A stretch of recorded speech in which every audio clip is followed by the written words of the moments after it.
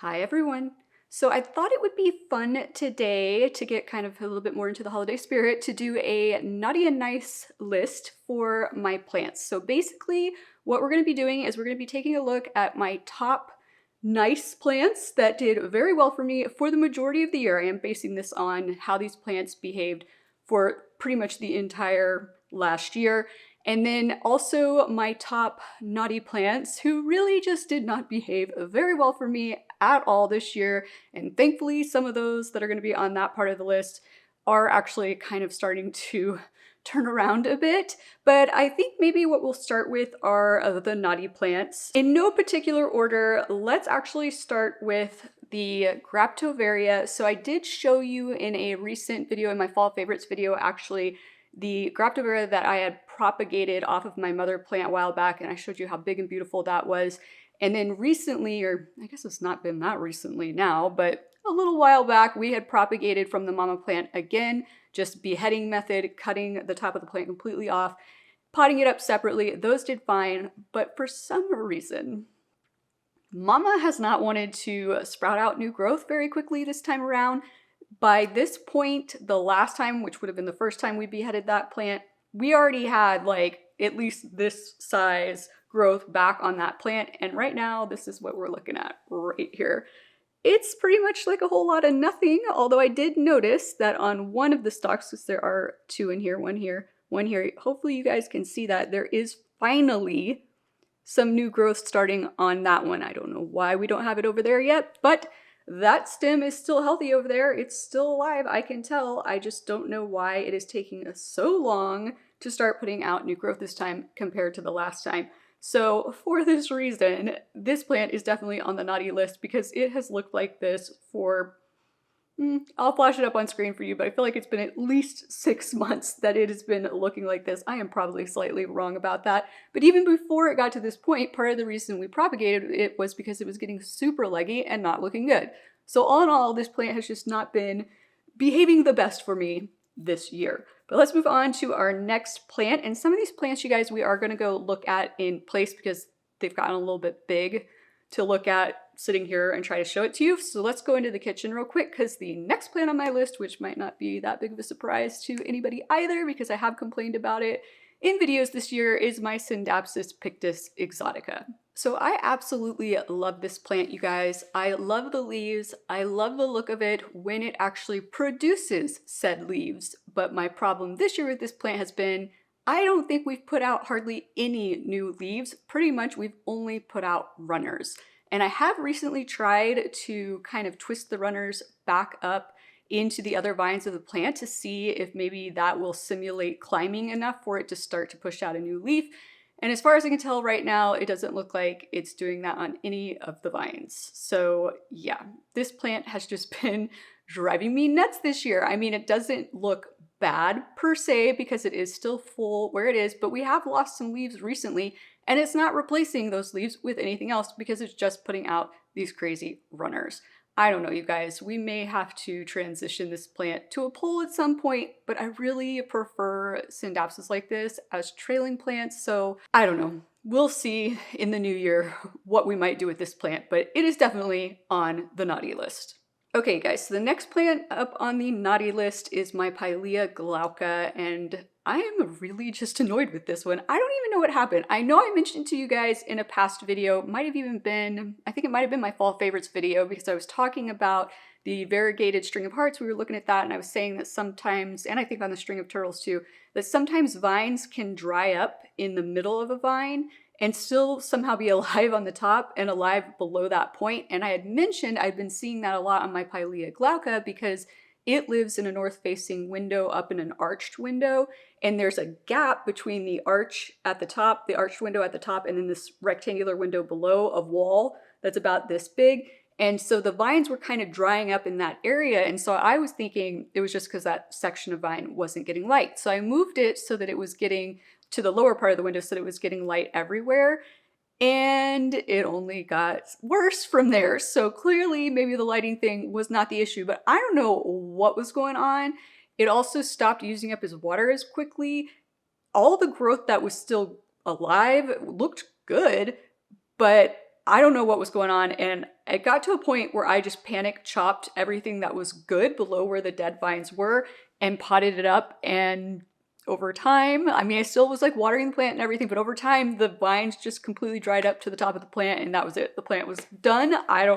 Once again, I don't really understand what happened in that situation, but I took all of the bottom parts of that plant and potted them back up after propagating them in water. This is not very stable in this pot, so let me take it out of its cover pot. And so this has only been potted up now for probably, I think, a few weeks into this pot. But this is basically what my Pilea glauca looked like when I first acquired it over a year ago. So I basically have now just had to start over with this plant, and I'm still confused as to why. But thankfully, the propagation here looks pretty good. I'm not seeing any like dried up vines or anything like that. And like I said, it hasn't been in here that long. So it's really probably working mostly on pushing its roots around. Hopefully you can see in there, sorry about the glare, that they're very fine roots, so they're hard to see, but hopefully you can see that they are starting to spread around in there. So once again, no clue what happened. I have since moved this to a brighter location. I actually have it sitting in the southern facing window in my bedroom, which theoretically should be too much light for you guys, but as I've mentioned before, I feel like the new windows I had installed are like so good that almost any plant could survive in those southern facing windows now, even though they're getting direct light. But I do feel like maybe this plant is like getting slightly lighter now that it's been there. So I'm going to try to switch it somewhere else. I just wanted to get it more light than it had in that north facing window to start kicking off that root growth a little bit more, but it definitely seems to be doing that. So we might be moving this to an east window situation for a bit for it to finish getting established. But yeah, was not happy at all with that plant. I don't know what caused it. Like if anybody else has experienced that with a Pilea glauca, comment down below and let me know. But we are fully starting over, and that is, I think, hold on, I gotta think about this before I tell you guys wrong. I think that is the only plant that I technically would constitute as having lost this year, like the original mama plant completely dying off. Granted, we got most of mama that was still alive in this pot right here, but you guys know what I mean. But yeah, I was not happy about it. Was not happy about it, but at least we still have her in this form. Okay, next up on the naughty list is probably also not going to come as a huge shock to everybody because I keep complaining about Fred. So this is my Calathea Freddy, and if you have not been around for a long time, let me give you the recap. Freddy likes to flower nonstop during the spring and summer, and when I say nonstop, I mean nonstop. And the flowers come in very tight and compact at the base of the plant. It's really hard to get in there and like cut them off. And they're so tied up next to the stems of the leaves that you risk accidentally cutting leaves off. So usually I just leave them be. But the problem is, as long as Freddy is flowering, Freddy does not want to put out new leaves. Freddy then started having a weird issue a couple months back where he just started losing a ton of leaves and was still flowering, so he wasn't putting out any new leaves. And I was very frustrated. I was not sure what was going on. And finally, you guys, I decided to go ahead and move Freddy up. His cover pot is really heavy. Give me 1 second. I'm gonna take him out of there. I decided to move him up into a slightly larger pot. This is barely larger. He was in a 6-inch, and I believe this is like a 7-inch. But I had noticed that the tubers on the bottom were just taking over the bottom of the pot, and there was no soil underneath them. So I was kind of concerned that maybe because of that, he wasn't able to get enough water or use the water appropriately, or those roots on the very bottom and the tubers were kind of getting too dry or something like that. So I potted him back up into this 7-inch pot, and he continued to drop leaves, which is not surprising. However, I am happy to report that we have put out a bunch of new leaves, and we are now pushing out a bunch more new leaves. There's one right there. There's one coming in over here. So and we've stopped flowering, thank goodness, but this is exactly the time of year last year, or a couple months ago, is when he stopped flowering. And the same time last year that he stopped flowering, it was the exact same time. So, but last year we didn't lose a ton of leaves like we did this year. So Fred's just been behaving not great this year, and that is why he is on the naughty list, but hopefully now that he's been repotted and we're seeing this new growth pop out, we will be making a nice turnaround and start off the new year on the right foot with this guy. Okay, let's see. Oh, I need to go grab this plant real quick because I noticed it needed to be watered right before this, and I watered it and then I didn't bring it over here, so give me 1 second. Okay, so next up on the naughty list is what is commonly referred to as a Joseph's coat. I will flash the scientific name up on screen for you. This plant, you guys, oh my god. Okay, this is also not entirely a case of the plant being naughty. This is also a case of mom being a little bit naughty and not staying on top of watering this plant when I need to. It does not really like to dry all the way out, and it has dried out several times. And when that has been happening, we have been getting the leaves just shrivel up and dry up and flake off, like you're seeing right here. Just dead, dry leaves. And that is what has been happening. But in regards to the underwatering situation, I did get that dialed in. Not today, because honestly, we were almost bone dry when I just watered it. Like I said, it's a little bit of me being naughty too. But even when I did have the watering going well, once again, we had a flowering situation. So this plant started to flower like mad. I'm trying to see if we have any. I was trying to cut them off, but once again, this is a plant where it's kind of hard. They come in, they look like little, almost like burrs. You know when you're walking outside and you get those little prickly things stuck to you, they look like that. They're not sharp or anything like that, but that's what they look like, and they're really tightly clustered amongst the leaves, so it's really hard to remove them without removing leaves. And so we just kept flowering, and then we kept losing leaves, which is why you can see now down here that the stems are very bare. Now the good news is this plant will start to put out new leaves. Hopefully you can see right there, all those new leaves are starting to bud off of here. So it will make a comeback, but you just have to be really careful with this plant with the watering for sure. But the flowering is really what caused the biggest problem. There is a few flowers in here, but they are, I think they're a little too tight up in there. I might try to splice in some other footage so you can see what I was talking about on the flowers. But it is branching out. It is starting to try to fill back in more. I did trim some of the branches down to help with that. The other thing is, you guys, I really think this plant needs to be repotted. And so once again, naughty mommy, but it's just not been behaving the way it normally behaves and not looking as full and beautiful as it normally does. Now I will be able to get this back into shape, but like I said, I think it needs a repot for sure. And I might need to do a little bit more trimming down on it to get it to sprout off some more of that new growth. And you can see here, we lost this is where I had to trim most of the stuff off, was back here, which is why it looks like that. So yeah, definitely on my naughty list, but not as naughty as, for example, the Pilea Gala. At least we're still alive. Okay, next up, I think we're gonna have to go into my office because I think we only have one more plant. Let me make sure on the naughty list that we're gonna look at. Yes, we are going to look at my Pilea Kadiri, which is commonly referred to as an aluminum plant, next. So let's head into the office. Okay guys, so way earlier in the year when I did my video on purging plants from my collection, like this was like back in probably February or March or somewhere around there, I think. So we looked at this plant. I was talking about possibly getting rid of it, partially because it was getting a little bit leggy. It was constantly dropping leaves. It's still constantly dropping leaves.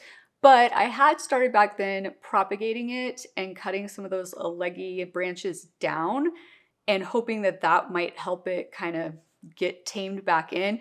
But it has taken it forever, you guys, to start pushing out new growth off of those. But it is happening. As you can see here, there is some new growth starting to come in.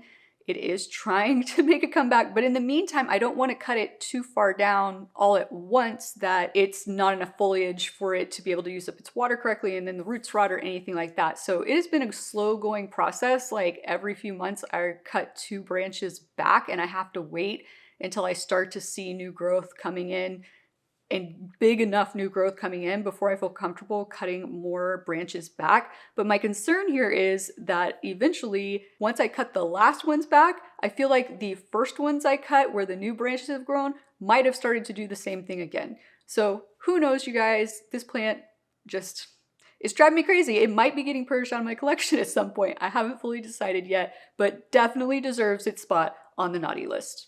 Okay, guys, so that is it for the naughty list. I only included plants, like I said, that really gave me problems the entire year. I do have some plants that gave me problems at certain points in the year, but then they came to their senses and started behaving correctly again. I think I might have a few other plants that are doing some weird things right now, but I really just wanted to focus on the ones that were just like a headache to me for the majority of the year. Now, for the nice plants, I want to start out with a few. Well, first of all, just a heads up, a lot of these are big plants, so we are going to be visiting them in their locations where they live. But there's a group of, I think, 4 plants that I want to start with in particular, just because I think all 4 of these were featured in my fall favorites video as well. But I can't not include them on the nice list in this video because they just grew so much more quickly and so much better for me than any other plants that I own. So we are going to revisit these plants briefly first before moving on to the other plants on the nice list. And so let's head into the bedroom and take a look at my Tenanthe luperciana first. Okay guys, so once again, I have to include this plant on this list because it has just grown so much more this year than it has probably any other year that I've had it. Look at this offshoot that it's sending up out of the top right now. I mean, that's a little bit ridiculous. We're probably gonna have to cut that off and propagate it at some point. But it has just gotten so big and so beautiful. It has lost quite a few leaves, honestly, you guys, and you can probably see in here, there's some that are dying off now. It just does that. Like, I go about 2 weeks between watering on this plant, and around the time that I have to water, it always drops a few leaves. It's not because I'm like waiting too long, and I don't think it's because I'm watering too soon. It's just part of its natural cycle. One of the other plants we're about to look at next does the same thing to me, but it pushes out so many new leaves in that time period, so many more than it's losing, it's not an issue. But that is part of the reason that this plant is on the nice list. It has just done so well for me. I probably need to check to see if it needs to be repotted sometime soon. It has been a while, but I mean, just look at it. It had to be on the nice list. But let's go to the other side of the bedroom next. Okay, so once again, not a surprise for anyone, I'm sure, that the Calathea warskowesii is on this list. This plant has just non-stop produced new growth for me this year. It started off the year with flowering. It has just been consistently happy this year, especially after we repotted it back in March. And once again, it drops a leaf, at least one leaf, usually only one, every time I go to water it, but it's pumping out so many new leaves outside of that I don't worry about it because it's just constantly getting more big and more beautiful and more full. And even though it lives here and gets direct light, as I always say, there's no burn marks on the leaves. It does not seem to be stressed by that at all. If anything, perhaps that is part of what is leading to this beautiful constant growth. But let's head into the bathroom next, and this one will be no surprise to anybody either, I am sure. So here we have my White Fusion Calathea, or Calathea White Fusion. And even though we did not exactly start the year off right because we were dealing with spider mites and we lost almost all of our leaves, like I pretty much cut completely back to the surface of the soil with the exception of like maybe 2 or 3 leaves on this plant. Even though that's how we started the year off, just look at how we came back. I mean, non-stop growth after that happened, after we got rid of the spider mites, just still is pushing out a ton of rapid new growth. I really probably should see if she needs to be repotted as well. It has been a while, but she's pretty far back from an east-facing window, so I'm kind of thinking she might not be crazy root-bound yet. She's definitely not exhibiting any signs or symptoms that she's needing to be repotted, and knock on wood, you guys, I have not seen a single sign of a pest on her since like, I think April was when I finished the treatments for the spider mites. And once again, beneficial bugs is what finally did it. Those finally got rid of the problem on her. So can't recommend beneficial mites enough, especially for this particular plant. And she's just, I mean, she's so resilient. I've told you guys in other videos, I had to put her on this list. I mean, she is probably at the top of the nice list. Like I said, we're not really going in any order, but she is just amazing. As bad as I felt and as down as I felt about that pest situation, boy, does she make me feel so much better with how she has bounced back. But let's move on to our next 3 plants, which are 3 plants that we have not looked at in a while. All right, you guys, so next up is one of my syngoniums that I feel like we haven't looked at in a while. And this is one of the few plants this year that I actually did repot in, I believe it was in the spring. And actually, I don't think I repotted it on film with you, But I remember I talked to you guys about syngoniums and how all of my syngoniums were just growing all of their roots straight down to the bottom of the pot and out of the drainage holes. And this one was like the most ridiculous out of all of them at the time that I went to repot it. And I was just kind of like, oh my gosh, this is ridiculous. So I put it in a way deeper pot than I normally would. And as you can see here, so definitely it was in, I think it was in a 4-inch pot. So this is kind of like a little bit of like overkill for most plants, but because it just kept shooting its roots all the way down, I was like, well, let me just give it a deeper pot and see what happens. And so at first, you guys, I got a little bit concerned because we did start killing off some of our older leaves. We still have been kind of killing off some of the older leaves. Hopefully you can see that that one's looking a little bit yellow, but I couldn't get mad because do you guys see what is happening down in the center here? Like, do you see all of that new growth that is just popping up? I need to get this leaf out of the way so y'all can see. Hopefully you can see all of that new growth that is just popping off down in the center there. This plant is about to become so much more bushy than it was when I potted it up, and so much more bushy than it's been since it started losing some leaves. And if you don't know, I like my syngoniums more on the bushy side versus the trailing side. I mean, you guys, there, maybe that's a better shot. You see how much stuff? That is all new vine growth that is just popping off down in there. And I haven't even actually trimmed, I've never propagated this plant, you guys. I've never actually removed entire vines. I just trim off leaves when they die. So all I can figure is that just got triggered. All that new growth in the center pretty much just got triggered from me repotting it, I guess. Because normally, you know, we see stuff like that when we propagate and we take off like full parts of vines and everything. But I've never done that on this plant. So I am super impressed with this plant just filling itself in without me really having to do much to it other than apparently repot it. And it is just going to be looking so much more beautiful than it ever has, especially as that new growth starts to get a little bit taller and everything.